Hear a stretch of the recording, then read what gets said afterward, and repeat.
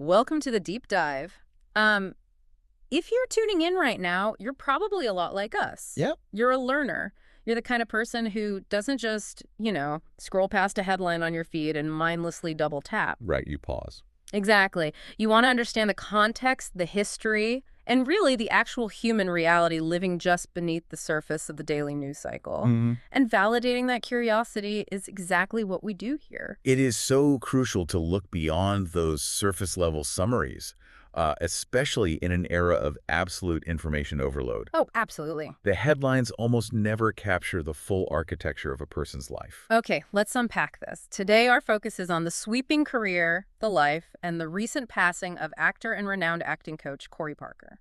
He died recently at the age of 60. Such a young age, really. It is. And to really get a comprehensive picture for you today, we've pulled together a pretty massive stack of material. We really have. We're looking at official obituaries, reading through his extensive IMDb page, examining some deeply personal social media tributes from his lifelong colleagues and students. Which are just incredibly moving. They really are. And we're also tracing the updates from a GoFundMe campaign that was actually set up in his final years. Synthesizing those different types of materials adds a starkly different dimension to the traditional Hollywood narrative. Yeah. I mean, we are so used to the PR-polished version of the entertainment industry. Right. The glamorous red carpets and all that. Exactly. But this gives us something real. It does. Our mission today is to explore the fascinating trajectory of a massive 45-year career in Hollywood. We're going to look at the rippling impact of a master teacher. And we are going to confront the stark realities of the acting industry that most people outside of it rarely get to see. Many people might recognize Corey Parker from various television appearances. You know, a guest spot here, a recurring role there. I definitely remembered his face immediately. Right. But when you look at the industry trades, alongside the heartfelt letters from his students, and then the financial realities laid bare on his fundraising page. It's jarring. It is. A much richer story emerges.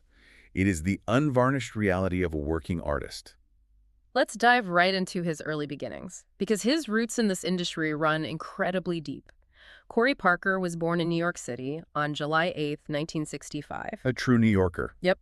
And he was born directly into the business. He was the son of actress Rocky Parker and her husband, John David Haas. I'm always curious about that dynamic. Yeah. Do you think growing up with an actress mother gives a kid a massive leg up, or does it actually put more pressure on someone trying to break into the industry? Well, it's usually a double-edged sword.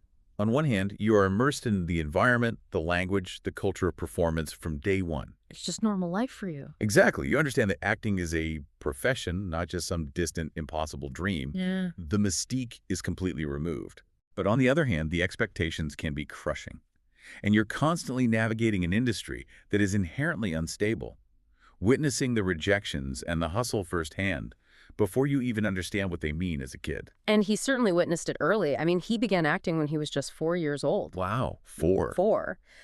But he didn't just casually act as a kid. As he grew, he trained at the legendary Actors Studio in New York. Now that detail is incredibly telling.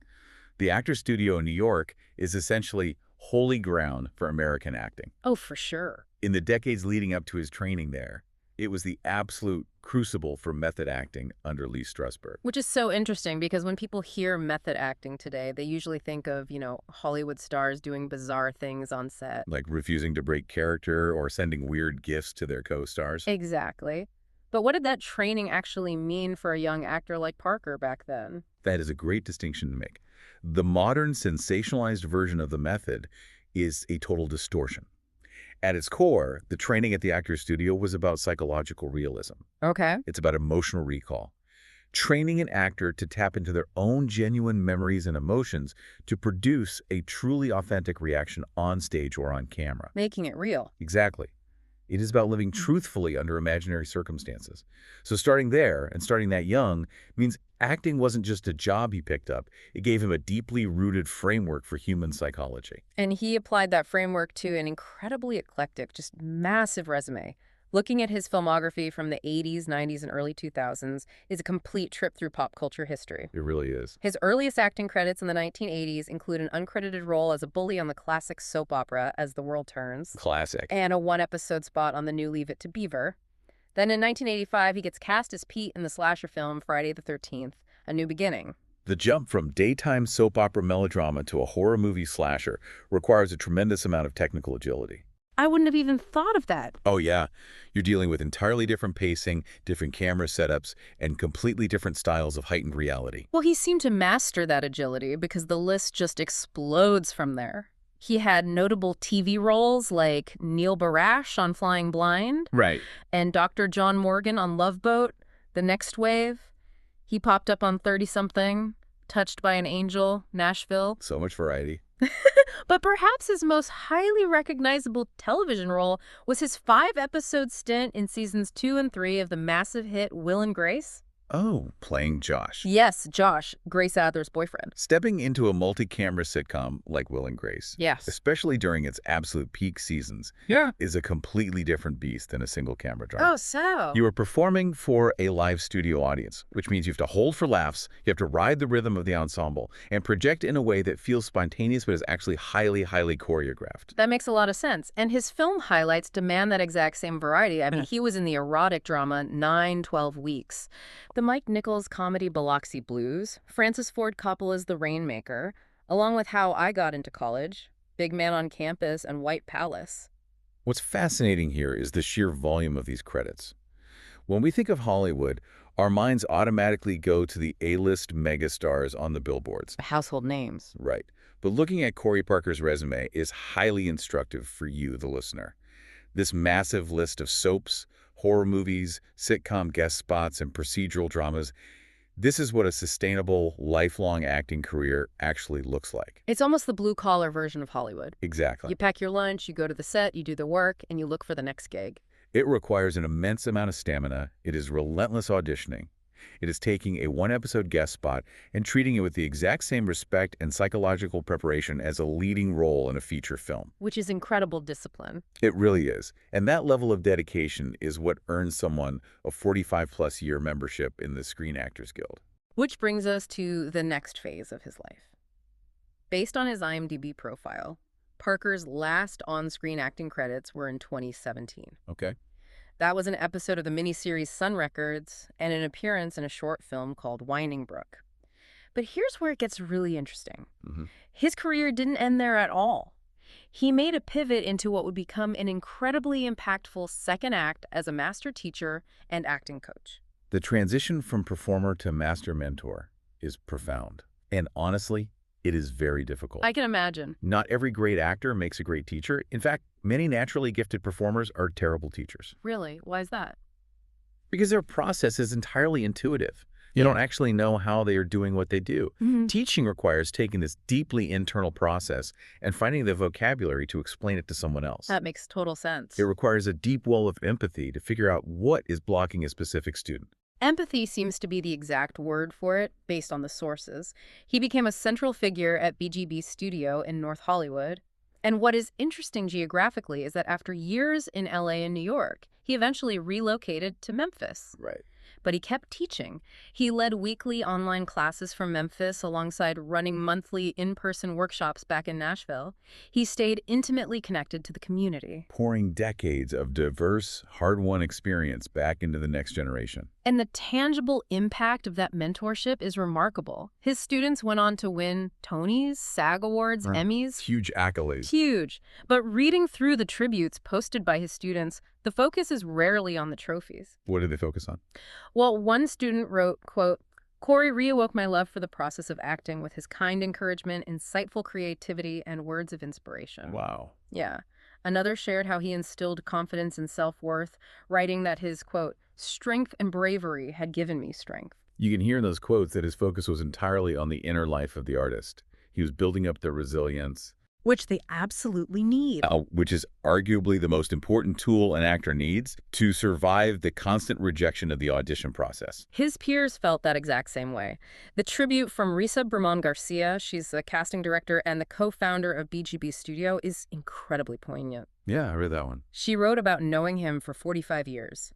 She talked about their early days in New York, describing them as hungry wild artists. Navigating a brutal, rejection-heavy industry alongside someone for 4.5 decades creates a very rare, specific kind of bond. She wrote something in her tribute that I keep thinking about. She said, "You kept us all honest and brave and hopeful and about art." That is a phenomenal way to be remembered, and it connects directly back to you, the listener. How so? Why does this specific transition in Corey Parker's life matter to you? Because it perfectly illustrates how an individual's greatest legacy might not actually be their own time in the spotlight. It might be the light they shine on others. He traded the pursuit of his own on-screen fame for the chance to be the foundational support for hundreds of other artists. That is a powerful redefinition of what a successful career looks like. It's a beautiful second act. But, as his family's updates tragically reveal, this second act was cut short. Yeah. Let's walk through the timeline of his final years, which were detailed chronologically through updates on a GoFundMe page set up for his medical care. In August of 2024, Parker went in for a hip replacement surgery. A major orthopedic surgery, certainly. Yep. But generally considered a routine procedure, especially for someone in their late 50s. Exactly. But when the bone was sent to pathology, they made a devastating discovery. He was diagnosed with advanced stage 4 metastatic cancer. Just heartbreaking. Some of the updates specify this was prostate cancer, specifically an adenocarcinoma, that had metastasized to his bones. To clarify for those who might not be familiar with the medical terminology, What you do?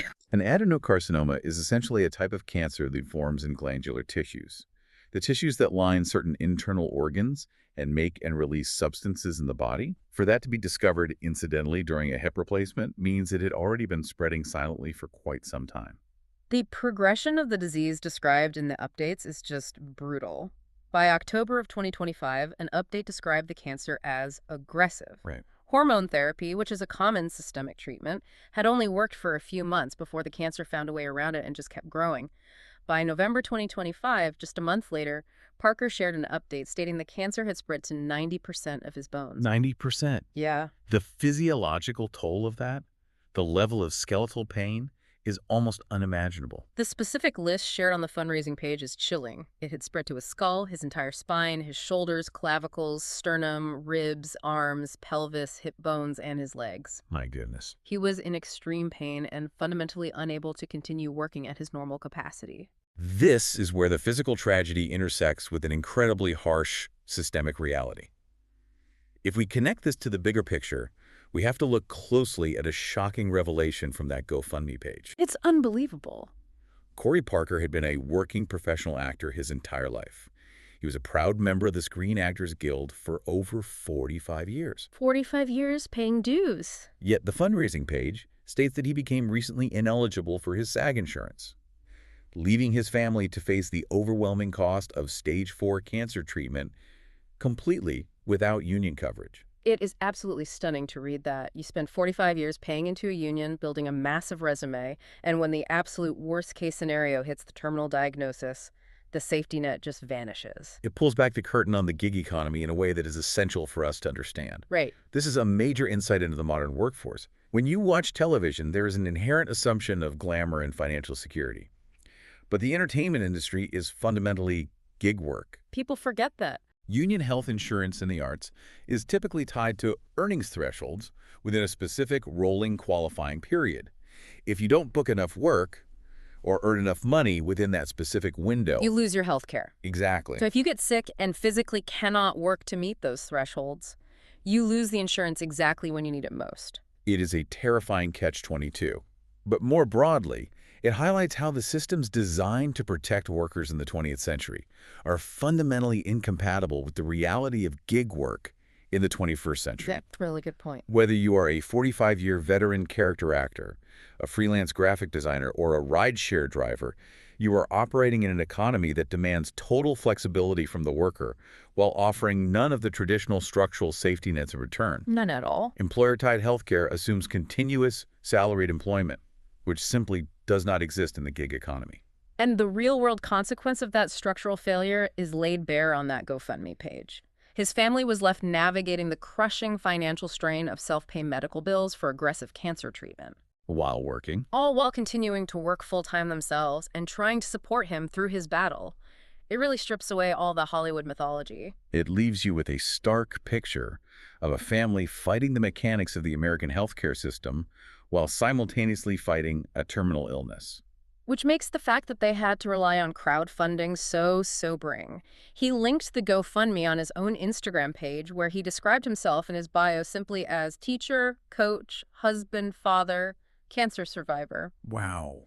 And despite the unimaginable physical pain and financial stress, the updates from his final spring show remarkable perseverance. Because he kept teaching as long as he physically could, right? He did. The updates report he finally had to tell his classes he could not continue teaching in January of 2026. Heartbreaking.